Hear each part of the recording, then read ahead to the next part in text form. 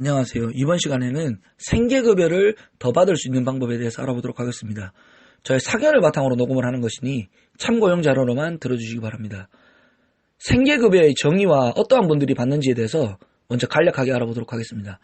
생계급여란 기초생활보장제도 중 하나이며 쉽게 말해서 현금을 지원해주는 복지를 의미하고 있습니다. 그리고 소득재산 심사 이후에 생계급여 지급 대상에 부합을 하면 이 생계급여를 받을 수가 있는 제도입니다. 그렇다면 어떻게 하면 소위 말해서 생계급여를 더 받을 수 있고 왜 생계급여가 차이가 나는지, 가구원 숫자가 같은데도 왜 차이가 발생하는지에 대해서도 지금부터 알아보도록 하겠습니다. 생계급여를 받을 수 있는 법정 한도 금액은 정해져 있습니다. 이 법정 한도 금액은 매년 물가 상승률이나 기타 상황 등을 고려해서 이 변동이 될 수도 있습니다. 그래서 그 한도액 이상으로 받을 방법은 없습니다. 하지만 이런 경우가 발생을 할 수가 있습니다. 가구원 숫자가 같더라도 그 생계급여를 받는 금액이 차이가 날 수가 있습니다. 조금 더 쉽게 설명을 해드리면 같은 4인 가구라고 하더라도 가족이 4명인 4인 가구라고 하더라도 그 생계급여를 받는 금액이 차이가 날 수가 있다는 말입니다. 그래서 이러한 궁금증을 가질 수가 있습니다. 왜 저 사람은 나보다 생계급여를 더 받지? 왜 나는 저 사람보다 생계급여를 덜 받을까? 이런 생각을 해보실 수가 있습니다. 그 이유를 간략하게 설명을 드리면 앞에서 말씀드린 것처럼 소득과 재산이 차이가 날 수가 있기 때문입니다.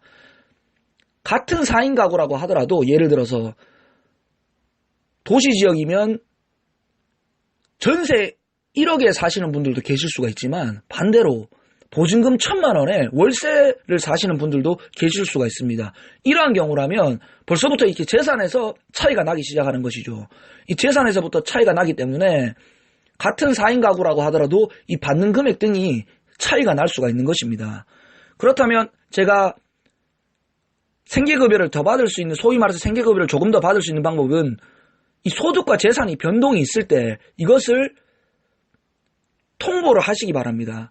여기서 말하는 통보란 감소가 되는 경우가 있을 수 있습니다. 재산이 줄어들거나 혹은 소득이 갑작스럽게 줄어드는 경우가 발생을 할 수가 있습니다. 직장이라는 것이 잘 다니고 있다가도 언제 갑작스럽게 또 실직을 당하실 수도 있고, 아까 앞에서 말씀드린 것처럼 전세가 1억짜리였지만 이 병원비나 이런 곳에 급하게 돈을 쓰다 보니까 현재는 그것이 보증금 1,000만 원이나 2,000만 원 이렇게 해서 월세로 이것이 바뀌었을 수도 있습니다. 이런 경우라면 그 줄어든 재산만큼은 주소지 관할 읍면동 주민센터나 혹은 관할 지자체에 통보를 하시기 바랍니다. 그렇게 해서 내 재산이 줄어들었으니, 소득이 줄었으니 이것을 다시 반영을 해달라고 하시기 바랍니다. 이것을 보통은 관리팀에서 하고 있습니다. 통합관리팀이라고 부르는데요. 이것은 지자체마다는 차이가 있을 수도 있습니다.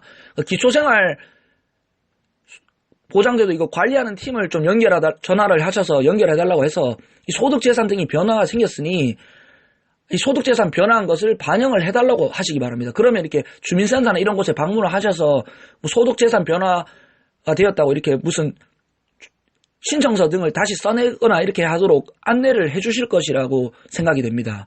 그렇기 때문에 소득재산이 변동이 되었다고 무작정 그냥 기다리지 마시고 이것을 통보를 하시기 바랍니다. 물론 반대로 이 소득이나 재산이 증가가 되는 경우가 있습니다. 이 증가가 되는 경우라면 또 생계급여가 더 줄어들 수도 있습니다. 그렇기 때문에 이 소득과 재산의 변화에 따라서 받는 생계급여도 증감이 있을 수가 있고, 심지어 이렇게 소득과 재산이 크게 변하면, 크게 증가하는 경우에는 수급자 지원이 중단이 될 수도 있는 것이죠. 이런 부분들을 함께 알아두시기 바랍니다. 그래서 그냥 기다리셔도 이것이 시간이 지나다 보면 반영이 되겠지만, 확인조사 등을 통해서 이렇게 반영이 될 수가 있지만 그만큼 시간이 늦어질 수도 있다는 것입니다. 그렇기 때문에 이 소득과 재산의 변화가 있는 경우에는 수급권자분들이 좀 직접 알리셔서 그 줄어든 부분을 반영을 해달라고 하시기 바랍니다.